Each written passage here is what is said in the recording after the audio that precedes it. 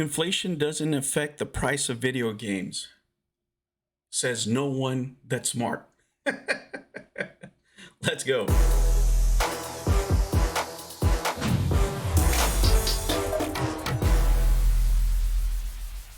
Hello, humans, and welcome to another episode of Gen X Gamer.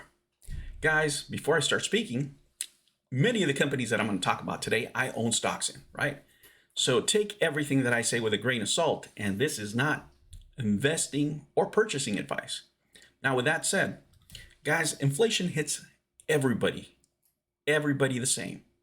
Imagine if you worked at one of these video game companies and all of a sudden, I don't know, your eggs are more expensive, meat, food, gas, everything in your life got more expensive. What are you going to do? The first thing you're going to do is ask for a raise. Now, if you're a good employee, they're going to want to keep you happy. They have to give you more money, right? In order for you to stick around. Now, if you're a crappy employee, they'll let you go. They'll find somebody else. But a good employee, right, you don't want to get rid of because they're hard to replace. If you want to replace them, you have to retrain them. You actually have to spend more money usually than the actual raise. So know your worth in your job, guys. That'll really help you out. Now, with that said, when you give raises out to your employees, your costs go higher, right? And if your employees' costs are higher, your costs are higher too. There isn't anything, absolutely anything, that's not impacted by the price of gas, right? Everything is. Because even the employees performing the work on software get hit by, gas prices, right? And those have been higher. Inflation is higher, and it's hitting everything. And not only in the cost of things, but also in the profit margins of companies, right? Because if you already made, for example, a commitment to sell this game, I don't know, for $39, for example, and your cost, and I'm just spitballing here, guys. These aren't actual figures, right? But just let's say that you're selling the game for $39.99 and your costs are $29.99. So you're making $10 a game. Okay. But all of a sudden, gas went up. The components and petroleum went up. Your labor goes up, right? So now out of those games that you were making $10, which you made your budget for throughout the year, all of a sudden you're making $7, right? So you lost 30%, whatever, right? Now your vendors are asking you for a discount because they're having, right? So you could lose quite a bit of money just for inflation, and you're already set on your costs. You already signed contracts.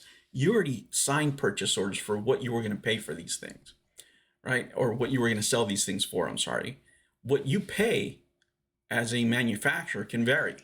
If you're buying aluminum, for example, the aluminum price, you can lock a price at a certain point, but, factories aren't dumb. They're just not going to give you a flat price for the whole year, especially if they suspect that there's an economic downturn going on, because they know inflation is going to hit and prices are going to go higher. They're going to fluctuate in some areas, whether it's plastics, aluminum, iron, whatever. It doesn't matter what the supply is, right? Companies have to make a profit or they're not going to be in business.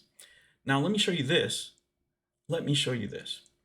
Right? So let's go here to these figures, and these are the gaming revenues.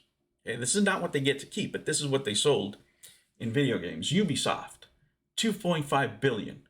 Gaming revenue for Bandai Namco is 3.1. Take-Two, 3.5. Epic Games, 5.8. They are privately owned, so it doesn't matter. Electronic Arts, 7 billion. Activision Blizzard, 7.4 billion. The company that was getting bought out is actually bigger in gaming revenue than Activision Blizzard, right? And I'll go through it, but I'll bring these two companies back for a specific purpose so I can show you something. Nintendo, 13.8 billion. Tencent, 13.9 billion. And they're mostly everything goes through Tencent in China, guys. And, it's mostly mobile games over there, all mobile games. Microsoft, 16.2. Now, remember, Microsoft, this is only a small portion of the company, but this is what they did in sales and gaming. And number one is Sony at $28.2 billion. Now, let's go back to these two guys here. And let's compare these two companies. Why is Activision Blizzard getting bought? Right? Because their gaming revenue is not enough for the losses they're incurring. They have such a big overhead, right? Inflation is hitting this company so hard. Let's look at Activision Blizzard. Let's look at them by financial reports, right? So let's look at Activision Blizzard here. 1.6 billion, right? For those of you don't know, 1,000 million is a billion. Okay, so 1.6 billion out of what? 7.4. Their overhead is so high, plus inflation, it's killing them. This company can't be sustained this way. Something needs to go. They need to make cuts, or else this company is going to be finito. The only thing that's worth anything in these companies is actually the properties, right? You just have to run the business better. That's why we're able to, for example, go in and out of that.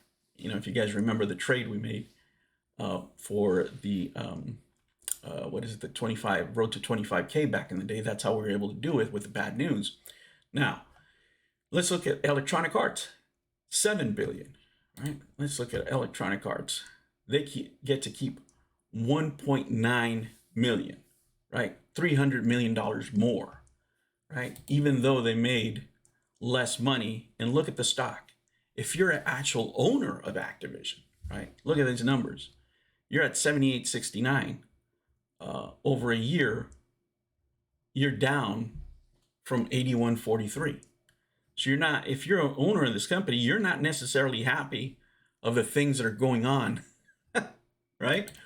So don't think that the stockholders are seeing the money. Stockholders are actually losing money when they're doing these kind of profits, right? Now, don't feel sorry for the stockholders, of course, and I know you don't, because, you know, long term, you have to average, you know, everything out. Are they going to get better? What's going to happen when they get acquired? So on and so forth. But, you know, most of the revenue that came from Sony, for example, a lot of it was from God of War, right? That first place person experience. But look at this. Tencent is actually number one. Why? Because their costs are lower. It's all software.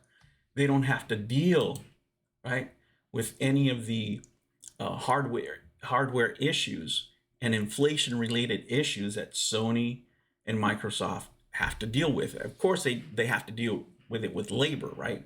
But they don't have to deal with it in manufacturing. That is their biggest advantage. That is why they get to keep most of their money to reinvest it in the company. And that's really what you're going to do with the money that you get to keep from this. With this money here is really part of your budget for next year. The more profitable a company actually is, and I'm not talking about gaming sales. Gaming sales could be through the roof, but if you don't get to keep that money, it really doesn't matter, right? And a lot of this money right now has been eaten up by inflation, by commitments that already they had to pay with dollars that are now worth less. And that is why some of these companies are going to raise prices. What does that do? You as consumers get to decide who's going to get the bucks, right? If you have only $70 to spend, who's going to get those $70? And if the game's not worth $70, you're not going to buy it. You're just going to say, I'm going to hold on until it goes on sale.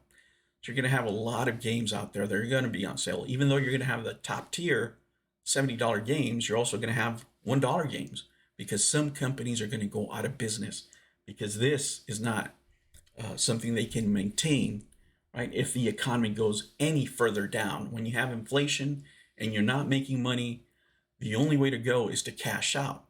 If you're an investor in one of these companies, right? Let's say that you out there are going to own one of these companies for whatever reason.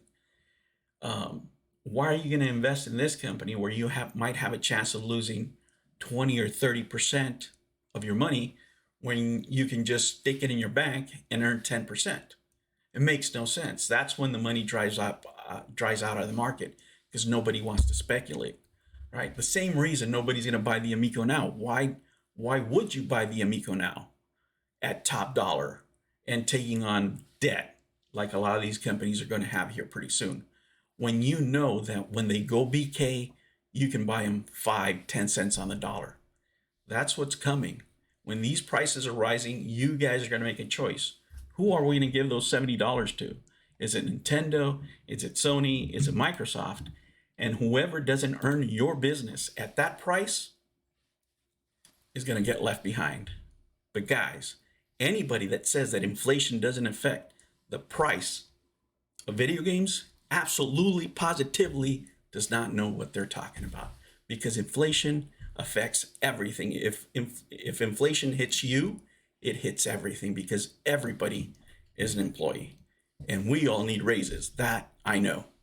All right, guys, I will catch you on the next one. Thank you so much. Make sure you like and subscribe, hit the notification bell. If you want to join the 10X with Gen X for the free games, go ahead. And if you want the emojis, of course, it's all about the Cornhole Club. Thank you so much. I'll catch you on the next one. Take care. New videos every week. Make sure you don't miss out and subscribe.